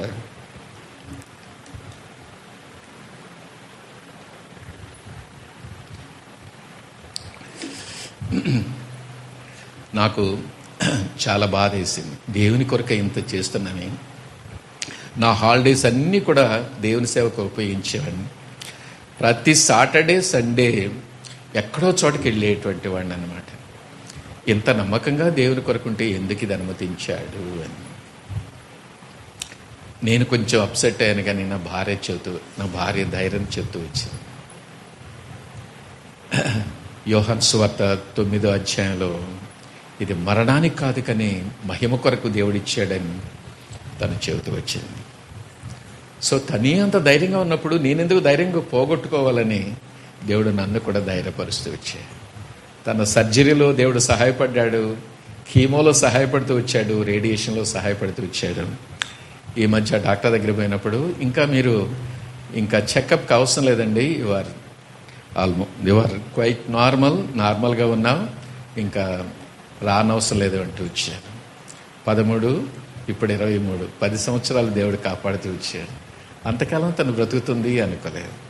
కాబట్టి తన కోసం, మా కోసం, మా బిడ్డల కోసం ప్రార్థించి జీవించే కొద్ది జీవితం మా కొరకు కాక మా కొరకే ప్రాణం పెట్టినటువంటి ఆ ప్రభు కొరకు జీవించాలని మా యొక్క ఆశ. మీ సొంత ప్రార్థనలు గుర్తుపెట్టుకోండి. ప్రభు చిత్తం అయితే ఇంకోసారి వచ్చినప్పుడు మిగిలినటువంటి భాగాన్ని చెప్పడానికి, పంచుకోవటానికి ప్రయత్నం చేస్తాను. నా సాక్ష్యం అంతట్లో మీరు చూసేది ఏంటి అంటే ప్రభు గొప్పవాడు. ఆయన చేతిలో పెట్టినటువంటి వాటిని ఆశీర్వదించే దేవుడు. ఆయన చేతిలో పెట్టిన 5 రొట్టెలు 2 చేపలను ఎట్లా ఆశీర్వదించాడో ఆయన చేతిలో పెట్టినటువంటి నా యొక్క జీవితాన్ని కూడా ఆశీర్వదించాడని చెబుతున్నాను. ఇక్కడ కూర్చున్నటువంటి పెద్దవాళ్ళు కానీ చిన్నవాళ్ళు కానీ ఎంతవరకు నీ యొక్క జీవితాన్ని ఆయన చేతులు పెట్టుకోకుండా ఉంటే ఈరోజే పెట్టుకో. యేసు ప్రభువా, నేను కూడా ఈ అన్న వలె పాపిని, తెలిసి పాపం చేశాను, తెలియక పాపం చేశాను, నా పాపాలు కూడా క్షమించు ప్రభువా. 5 రొట్టెలు 2 చేపలు నీ చేతిలో పెట్టినప్పుడు నువ్వు ఆశీర్వదించావే, ఈ అన్న జీవితాన్ని కూడా నీ చేతిలో పెట్టినప్పుడు ఆశీర్వదించావే, నన్ను కూడా ఆశీర్వించు, నా కుటుంబాన్ని కూడా ఆశీర్వించు, నా పాపాలు క్షమించు ప్రభు అని చెప్పు. నేను చేసింది అదే. ప్రభు నాతో మాట్లాడినప్పుడు, ప్రభువా నేను పాపిని, నా పాపాలు క్షమించని చెబుతూ వచ్చాను, నీ రక్తంతో కడుగు అని చెబుతూ వచ్చాను, నాలోకి వచ్చి నన్ను ఆశీర్వించు అని చెబుతూ వచ్చాను. నాలోకి వచ్చినటువంటి దేవుడు అంచెలంచెలుగా ఆశీర్విస్తూ వచ్చాడు. అంతేకాదు, మనుషుల చేతిలో నుంచి, పాము నోటి నుంచి, బస్సు యాక్సిడెంట్ నుంచి దేవుడు నన్ను తప్పిస్తూ వచ్చాడు. నన్ను తప్పించినటువంటి దేవుడు హెచ్చిస్తూ వచ్చాడు. ఈరోజు నేను చనిపోతే నా ప్రభు దగ్గర ఉంటానని నిరీక్షణ నాకు ఇస్తూ వచ్చాడు. ఇటు ఆశీర్వాదం నీకు కావాలంటే ఆయన చేతిలో నీ జీవితాన్ని పెడితే నీ పాపాలు క్షమిస్తాడు, నిన్ను రక్షిస్తాడు, అనేక పరిస్థితుల నుంచి నేను తప్పిస్తాడు, హెచ్చిస్తాడు. ఈ లోకాన్ని వదిలిపెడితే ప్రభు దగ్గర ఉండే గొప్ప ధన్యత నీకు ఇస్తాడు. ఇంతవరకు ఆయన జీవితం నీ జీవితాన్ని పెట్టుకోకపోతే ఇదే మిక్కిలి అనుకూల సమయం, ఇదే రక్షణ దినం. ప్రియమైనటువంటి వాళ్ళరా, ఈ పెనుయేల్ 1 సంవత్సరం అయిపోయి 2వ సంవత్సరంలో ప్రవేశించినటువంటి సందర్భంలో ఉదయకాలం ఒక వాక్యం చదివిస్తూ వచ్చాను. టైం లేక దాన్ని చెప్పలేకపోతూ వచ్చాను. సంవత్సరం ఆరంభం నుంచి అంతం వరకు ద్వితీయోపదేశకాండం 11-12 ఆయన యొక్క దృష్టి, మనసు ఈ మందిరం పైన ఉండునుగా. కాబట్టి ఈ సంవత్సరం ఆరంభం నుంచి అంతం వరకు, ఈ నూతన సంవత్సరంలో 2వ సంవత్సరంలో ఆరంభం నుంచి అంతం వరకు ఆయనకు దృష్టి, ఆయన యొక్క మనసు ఈ మందిరం పైన ఉండునుగాక. పెనుయేలు యొక్క అనుభూతి ఉదయకాలం సమయం చెప్పలేక నేను ముగిస్తూ వచ్చాను. So it is the brokenness of Jacob. పగలగొట్టబడినటువంటి యాకోబును చూస్తున్నాను. దేవుడు తనకు కనిపించి నీ పేరేమనగానే నా పేరు యాకోబు అంటూ వచ్చాడు. ఆ పేరు అనగానే యాకోబు ఒక్కసారి పగిలిపోయి ఉంటుంది. ఎందుకు పగిలిపోయి ఉంటుంది చెప్పండి? నేను నా అన్నను మోసగించాను, నా తండ్రిని మోసగించాను, పిల్లనిచ్చినటువంటి మామను మోసగించాను, నేను మోసగాడిని ప్రభు అని ఒక్కసారి తన హృదయం పగలగొట్టబడి ఉంటుంది. ఎప్పుడైతే పగలగొట్టబడిందో దేవుడు తను ఆశీర్వదిస్తూ వచ్చాడు. The broken things will become into blessed once.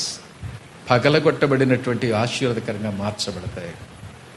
ఎప్పుడైతే తను ఆ రీతిగా నేను మోసగించినటువంటి వాడను మోసగాండని తన హృదయాన్ని దేవుని చెబుతూ వచ్చాడో హృదయం బద్దలైపోతే వచ్చిందో. నువ్వు యాకోబు కాదు, ఎవరివి? Israel. The broken Jacob has become blessed one. అంతే కదండి, పగలగొట్టబడినటువంటి నేల it becomes into A fruitful one, blessed one. రెండవది, మత్తయి సువార్త 13వ అధ్యాయంలో విత్తువాని గురించి ఉపమానాలు చూస్తున్నాను. విత్తుతా ఉంటే కొన్ని త్రోవ పక్క పడ్డాయంట, కొన్ని రాతి నేలలు పడ్డాయంట, కొన్ని ముళ్ళ పొదలు పడ్డాయి, కొన్ని మంచి నేల పడ్డాడు. మంచి నేల అంటే వ్యవసాయకుడు వర్షానికి రాకముందు నాగలతో బద్దలుగా దున్నుతాడు. బద్దలుగా దున్నినప్పుడు వర్షం పడగానే విత్తనాలు వేసినప్పుడు మలుస్తాయి, ఫలించేటువంటివిగా. మంచి నేల, the broken land, broken soil will become into blessed one for the farmer. The broken pots have become into blessed one for the Israels. న్యాయాధిపతులు 7వ అధ్యాయంలో గిద్యోను ఏం తీసుకుని వెళ్తూ వచ్చాడండి మిద్యానీయుల మీద యుద్ధం చేయడానికి? కొండలు, దివిటి, బూరలు. కొండల్లో దివిటి పెట్టుకున్నాడంట, వాళ్ళ దగ్గరికి వెళ్ళేంత వరకు లోపల పెట్టుకున్నాడు. అది పగలగొట్టినప్పుడు దివిటీలు వెలుగొచ్చేసి ఆ శత్రువుల యొక్క గుండెలు పగిలిపోయినంటే పారిపోతా వచ్చారు. 300 మంది 135,000 మందిని చంపినట్లుగా మనం చూడగలుగుతాం. The broken pots will become into blessed one and it brings into victory. వాళ్ళకు గొప్ప విజయాన్ని, పగలగొట్టబడినటువంటి కొండల ద్వారా గొప్ప విజయం వాళ్ళకి వచ్చినట్లుగా చూడగలుగుతూ ఉంటుంది. అంతేకాదండి, 4వది, 5 రొట్టెలు 2 చేపలు. ఈ రొట్టెలను విరిచి వాళ్ళ చేతులకు ఇస్తే పంచిపెట్టమంటే ఎంతమంది ఉన్నారంటండి? 5,000 మంది పురుషులు. మత్తయి సువార్త 14:21లో స్త్రీలు పిల్లలు కాక ఇక స్త్రీలు పిల్లలు ఎంతమంది ఉన్నారో మనకైతే తెలియదు. అంతా తిన్న తర్వాత మిగిలినటువంటి ముక్కలను గంపలకి ఎత్తమంటే ఎన్ని గంపలు ఎప్పిదారంటండి? 12 గంపలు. 5 యవల రొట్టెలు 2 చిన్న చేపలను దేవుడు ఎంతగా ఆశీర్వదించాడే చూడండి. The broken loaves have become into blessed one for many people. విరిగిపోయినటువంటి ఆ రొట్టెలు అనేక మందికి ఆశీర్వాదకరంగా మార్చబడుతూ వచ్చింది. 5వది, యోహాను సువార్త 12వ అధ్యాయంలో the broken alabaster has emitted lot of scent to that house. పగలగొట్టబడినటువంటి అత్తరు బుడ్డిలో నుంచి వచ్చినటువంటి వాసన ఆ ఇల్లంతా కమ్ముకుందంట. మంచి అత్తర వాసనతో నిండబెడుతూ వచ్చింది. బేతంచెర్లని ఒకటి ఉందండి కర్నూలు దగ్గర. స్లాబ్స్ తీస్తారు. ఒక కొండలో బండలుంటే ఆడ బండలు తీసేవాళ్ళు చిన్న రంధ్రం చేసి చిన్న మందు పెట్టి ఒక తాడుని తీసుకెళ్ళి ఈ తాడు చివర మరి నిప్పు పెడతారు. అది కాలుకుంటా అడబోయి ధన్మని పడుతుంది. రాళ్ళన్నీ కూడా, బండలన్నీ కూడా చల్లా చెదరవుతాయంటే. బండ అనుకుంటుందంట, వీడికి బుద్ధి ఉందా లేదా, ఎందుకింత రంధ్రం చేస్తున్నాడు, మందు పెడుతున్నాడు, నన్ను కాల్ చేస్తున్నాడు, చల్లా చెదురు చేశాడు అనుకుంటుందంట. చల్లా చెదురైనటువంటి వాటిని పాలిష్ చేసి అక్కడ పెడితే మీలాంటి ధనవంతులంతా తీసుకెళ్ళి ఇంట్లో వేసుకుంటారు, మందిరాల్లో వేసుకుంటారు. అప్పుడు అనుకుంటుందంట ఈ బండ. ఆడ మరి కొండలో ఉంటే నన్ను పట్టించుకునేది ఎవడో లేడు, కానీ చూడు ఈ మందిరంలో ఉండాను, ఈ ధనవంతుల ఇంట్లో ఉంటే ఎండాకాలంలో నన్ను ఊరకట్ల నీళ్లతో అనేసి నా మీదే పడుకుంటున్నారు, నా మీదే మోకరిస్తున్నారని. The broken things will become into blessed ones. పగలగొట్టబడినటువంటి ఆశీర్వదకరంగా మార్చబడతాయి. పగలగొట్టబడినటువంటి యాకోబు ఎట్లా ఆశీర్వదకరంగా మార్చబడుతూ వచ్చాడు. నీ హృదయం కూడా ఈ సమయంలో దేవుని వాక్యం చేత పగలగొట్టబడితే దేవుడు నిన్ను కూడా ఆశీర్వదిస్తాడు. ఈ సమయంలో చిన్న ప్రార్థన చేసుకో.